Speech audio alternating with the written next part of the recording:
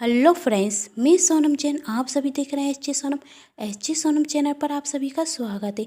Friends, कहानी शुरू करने से पहले आप सभी से निवेदन करूंगी कि कहानी पूरी जरूर देखिएगा। आप कहानी पूरी देखेंगे तो आपको पसंद भी आएगी। और चैनल को नहीं किया अभी तक सब्सक्राइब तो कर दीजिएगा। मुझे आप सभी के सपोर्ट की बहुत ज़रूरत है। वीडियो को लाइक एंड शेयर भी कर दीजिएगा, इससे मुझे नई नई वीडियो बनाने के लिए प्रेरणा मिलती है। और कमेंट बॉक्स में बताना बिल्कुल नहीं भूलिएगा कि आप सभी को मेरी कहानी कैसी लगती है। चलिए कहानी शुरू करते हैं। आज जब संजना की देवरानी ने संजना की बेटी पर हाथ उठाया तो उससे सहा नहीं गया। उसने आरती से कहा कि तुम मेरी बेटी पर हाथ मत उठाया करो। इतना सुनकर ही संजना की सास भड़क उठी और कहने लगी, जैसी माँ वैसी बेटी, दोनों से एक काम ढंग से नहीं होता। और इनके हाव भाव तो देखो, जैसे हम इनके ही पैसों से जी रहे हों। ना ही माँ में संस्कार और ना ही बेटी में संस्कार। संजना, मम्मी जी मैं घर का काम करती हूँ ना, फिर मेरी बेटी से कोई काम कराने की ज़रूरत नहीं है। वह सिर्फ 10 साल की है, उसकी उम्र अभी पढ़ने की है, घर के काम करने की नहीं। और देवरानी जी के बेटे के लिए वह खुद भी दूध गर्म कर सकती थी ना। तभी संजना की सास कहती, वह क्यों कोई काम करे, वह तेरी तरह खाली हाथ थोड़ी ना आई है। दहेज में बहुत सारे पैसे लेकर आई है। और तेरा पति कमाता ही कितना है, घर का खर्च तो इसके पति की इनकम से ही चलता है। संजना, मम्मी जी मैं सिर्फ इतना ही कह रही हूँ कि मेरे बच्चे पर हाथ मत उठाया करो। और अपनी बेटी को कमरे में लेकर चली जाती। दूध से संजना की बेटी का हाथ भी जल जाता। वह अपनी बेटी को दवाई रखाती। वैसे ये कोई नई बात नहीं थी। संजना तो अपनी सास और देवरानी की बातें सुनती थी, लेकिन आज तक उसने कोई जवाब नहीं दिया। ना जाने खाना बनाते वक्त वह भी कितनी बार जली होगी, लेकिन उसे आज तक वही दर्द भी नहीं हुआ। उसे यह सब सुनने की आदत हो गई थी, लेकिन जब बात बेटी पर आई तो एक माँ से चुप नहीं रहा गया।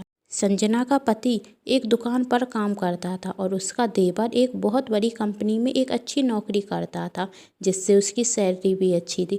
और उसकी देवरानी एक पैसे वाले घर की बेटी थी, जिससे उसके सास और ससुर के चहेते बेटा और बहू वही थे। संजना का एक और छोटा देवर राहुल था, जो अपनी बड़ी भाभी की इज्जत करता था और उनके बच्चों से प्रेम करता था।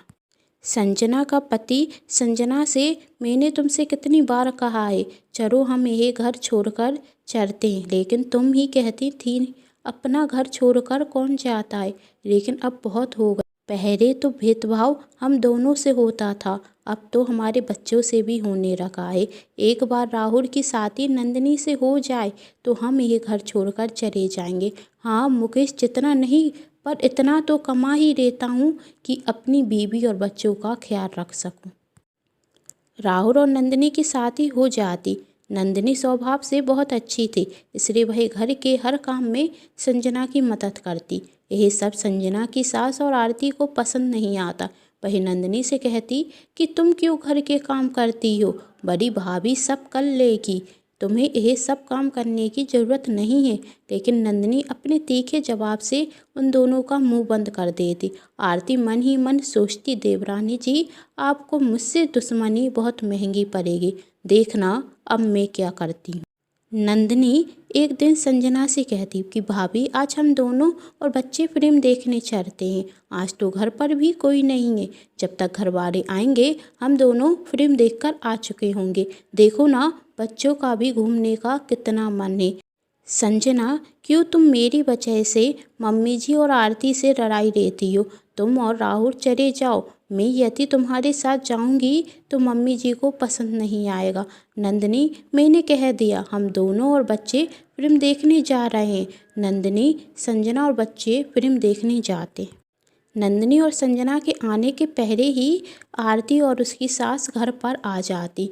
जब आरती को यह पता चलता कि संजना और नंदिनी पिक्चर देखने गए हैं तो वह अपनी सास से कहती, देखा मम्मी जी, कल तक जो आपसे पूछे बिना घर से बाहर नहीं जाती थी, आज वह बच्चों के साथ पिक्चर देखने गई है। यह देवरानी जी के आने से जेठानी जी के पंख निकल आए हैं। यदि ऐसा ही चलता रहा तो आपकी कौन इज्जत करेगा। इतना सुनते ही सासू माँ तो गुस्से से लाल हो जाती और वही संजना और नंदिनी के आते ही उन पर चिल्लाना शुरू कर देती। संजना, मम्मी जी माफ़ कर दीजिए, हमसे गलती हो गई। नंदिनी, इसमें माफ़ी मांगने की क्या बात है। आरती भाभी भी तो मम्मी जी को बिना बताए पार्टियों में जाती रहती है ना। वह तो आरती भाभी से कुछ नहीं कहती। और मेरे पति इतना कमाते हैं कि हम खर्च कर सकें। इतना सुनते ही सासू माँ ने कह दिया, इतनी ही परेशानी है मुझसे तो तुम दोनों इस घर में रहती ही क्यों हो। चली जाओ मेरे घर से, मैं भी देखती हूँ आखिर तुम लोग जाओगे कहाँ। और यदि इस घर में रहना है तो जो मैं कहूँगी वही करना पड़ेगा। आज तो लड़ाई शायद हद से ज़्यादा हो गई थी, इसलिए कभी जवाब न देने वाला संजना का पति आज अपनी माँ से कह देता है, आपको जिसमें खुशी है हम वही करेंगे। वैसे भी हम दोनों तो सिर्फ राहुल की शादी तक रुक गए थे और राहुल की शादी हो गई है तो हम दोनों भी इस घर से चले जाते। संजना और उसका पति अपने बच्चों के साथ एक किराए के घर में रहने के लिए चला जाता। राहुल और नंदिनी भी अपनी माँ से कहते, जो बेटा बहू आपको भगवान मानते थे आपने उन्हीं को घर से निकाल दिया। हम दोनों इस घर में भैया और भाभी के वजह से रह रहे थे। मेरी नौकरी भी दूसरे शहर में रख गई है। अब हम दोनों भी इस घर से जा रहे हैं। अब आरती सोचती, यदि मैं इस घर में रहूंगी तो मुझे ही सासू माँ की सेवा करनी पड़ेगी और मैं आखिर इनकी सेवा क्यों करूं। इसलिए वह भी घर छोड़कर चली जाती और आज सिर्फ सासू माँ ही उस घर में अकेली रहती। आरती जैसी बहुएं सिर्फ अपने निजी सुख के लिए घर में कलेश करवाती हैं। जब तक उन्हें मजा आता है वह रहती हैं। और संजना जैसी बहू जो अपने सास ससुर की सेवा करना चाहती हैं लेकिन सास ससुर उन्हें समझते ही नहीं। और नंदिनी जो अच्छा बुरा जानती थी और इसलिए शायद वह भी घर छोड़कर चली गई। आप सभी को ये कहानी कैसी लगी मुझे कमेंट बॉक्स में ज़रूर बताइएगा। कहानी पसंद आने पर चैनल को सब्सक्राइब, वीडियो को लाइक एंड शेयर जरूर कीजिएगा। Thanks for watching.